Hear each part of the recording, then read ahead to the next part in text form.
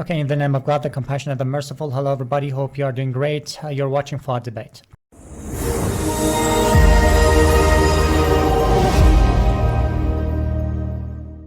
Today, I'm once again honored to host Larry Johnson, the renowned international commentator and former CIA analyst. We'll be discussing the United States' ongoing efforts to maintain its global influence within our rapidly changing world order. Larry, a huge welcome back to the show. Thank you so much for accepting my invitation once again. Yeah, sorry to have been so difficult to get a hold of over the last 2 weeks. I see. To start our discussion, before we dive into the specifics, I'd like to get your big picture view. Do you agree with the fundamental idea that America's position in the international system is no longer what it once was and has become significantly more shaky? Yes, no, I fully agree with that. The vision that Donald Trump presents of America as the best and the leading influencer in the world and the most powerful is, I think he's about 25 years too late. We're seeing some dramatic changes, both economically, politically, militarily, that the era of U.S. hegemony is coming to an end. What are the most pressing challenges currently calling American hegemony into question? Well, first, number one is the economic side of the house. Right. The U.S. soaring debt means that we have to have the cooperation of other countries in buying our U.S. Treasury bills to fund our massive expenditures. And there's evidence that many more countries are less reluctant to, or less eager to do that. They're reluctant to buy dollars, so they're moving into alternative directions. The second would then be the limitations of U.S. military power. We saw with the Houthis, the United States was forced to leave the Red Sea. Prior to that, in 2021, the U.S. was driven out of Afghanistan. So the myth of U.S. military supremacy has been severely damaged, in my view. Yeah, sure. The U.S. dollar's role as the global reserve currency has been one of the America's key power tools, as you know. Right. Yet today, we are seeing a clear trend in global trade moving towards transactions in non-dollar currencies. Mm-hmm. How do you assess this process and its potential implications? Well, it is, let's call it the BRICS alternative, is coming to life. When Russia, China, India, Brazil, South Africa met 10 years ago to create BRICS, I don't think that they envisioned at the time that it would develop as rapidly as it has into an alternative to the U.S. dollar-denominated financial system. So, for example, we now have India paying China in yuan or they're paying Russia with yuan, but it's Chinese-issued currency. Similarly, China and Brazil are purchasing and trading in their respective currencies. So that means the demand for dollars has gone down on the international market, which is in part reflected by the decline in the value of the dollar.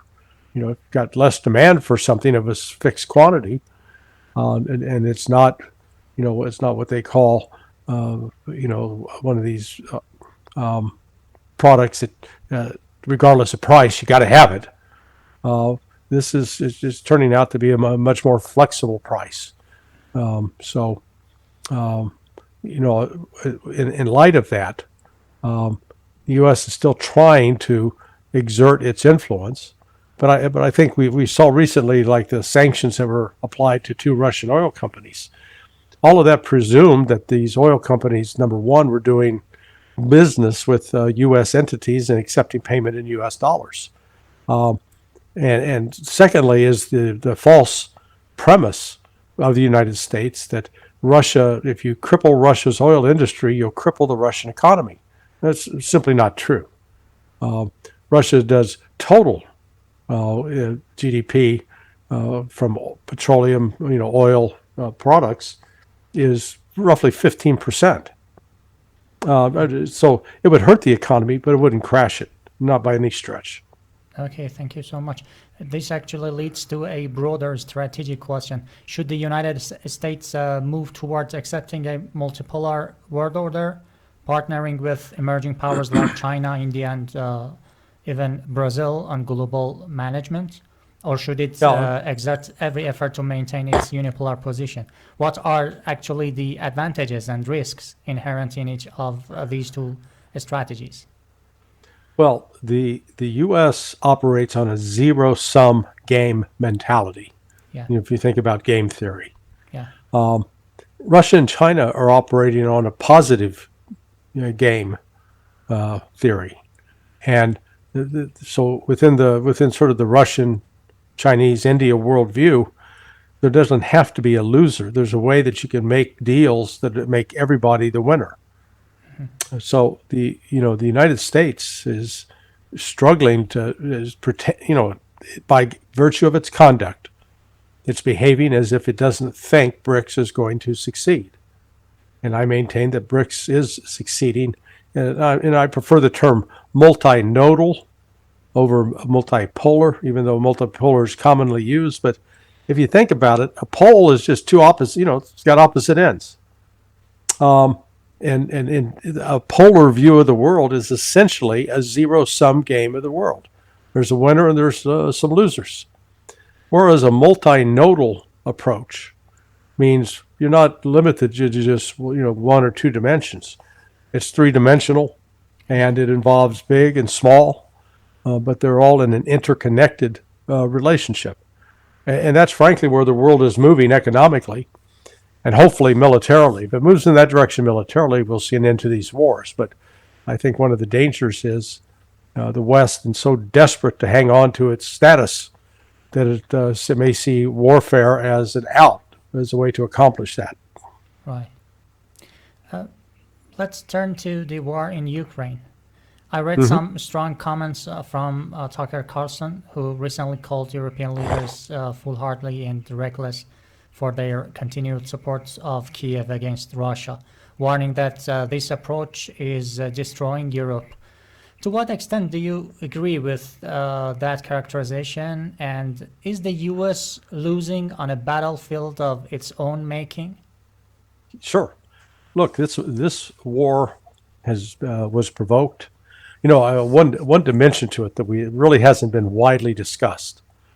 And but I got a letter today from a friend who reminded me that since about 2006, 2007, the United States Central Intelligence Agency and U.S. military were using Ukraine as one place where what they call high-value targets, radical Islamists, could be taken and interrogated and tortured.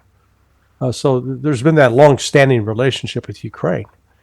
The problem the United States faces is that every single weapon system that it has provided to Ukraine has been defeated by the Russians. So none of these, even though originally touted as game changers, like the HIMARS, the 155 millimeter M777 howitzer that fires a 155 millimeter shell, ATACMS missiles, Javelin missiles, F-16s. None of this is, M1 Bradley fighting vehicles, as well as the M1A tank, Abrams tank. None have changed the dynamics on the battlefield in favor of the Ukrainians, just the opposite. So the United States and NATO are losing. They're losing militarily, and they're being exposed as weak as compared to how they perceive themselves as being extraordinarily strong. Fantastic. Shifting gears, to what extent are tactics like the trade wars initiated by Trump or direct military threats, such as those leveled against Venezuela, effective for preserving American hegemony in the long term?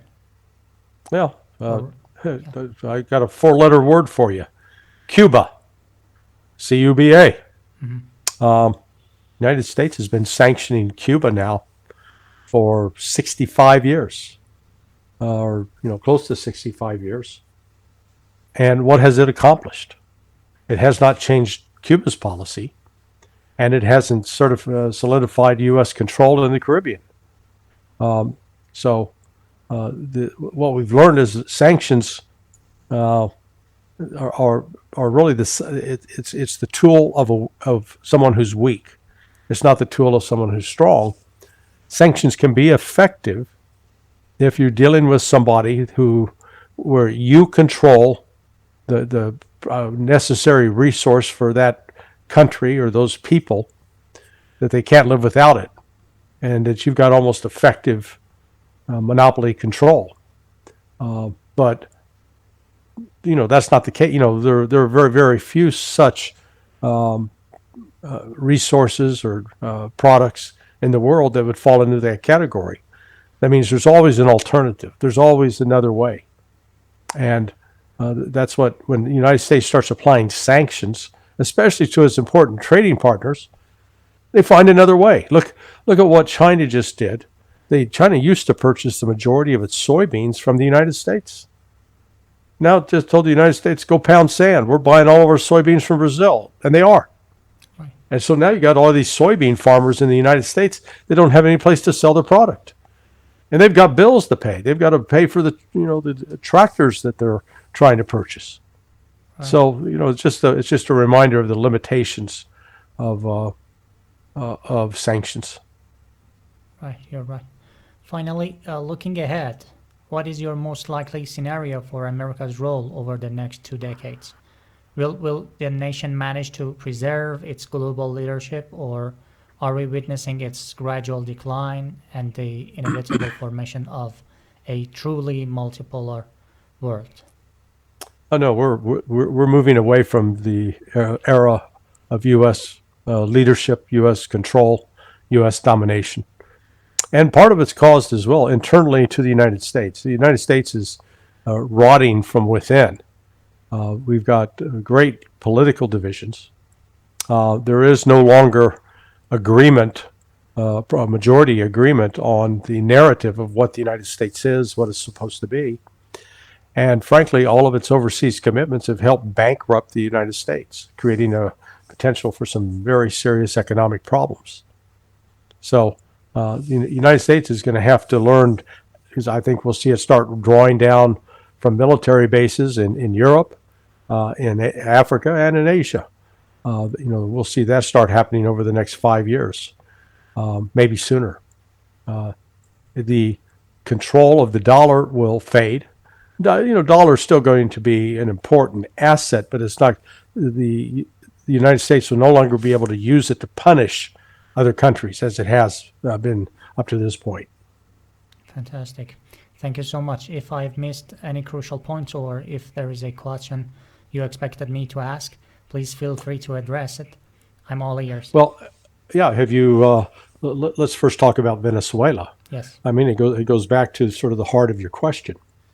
The United States is falsely claiming that Venezuela and Maduro, is a major narcotics trafficker, and it's just not true. Then they are destroying boats, claiming that they're carrying narcotics, but again, no sound evidence to support that. Just the opposite. So when you see those things like that unfolding, and you see that Donald Trump is using the same kinds of authorities that were granted to George W. Bush after the 9/11 attacks, you see him taking actions that are likely to alienate, not just, it's already alienated Venezuela, alienated Colombia, but it could create a real decline in support for the United States in those regions. Fantastic. Thank you so much for sharing your valuable time and incredible insights with us today. As always, your analysis was both enlightening and precise, and I'm certain our audience agrees wholeheartedly. Thank you for the invitation. You're welcome. I never tire of our conversations, but I won't keep you any longer. Until next time, have a great day. I hope we will have more discussions in near future. Sure. All the very best to you. Thank you so much. Have a great time. Okay. Bye-bye. Bye-bye.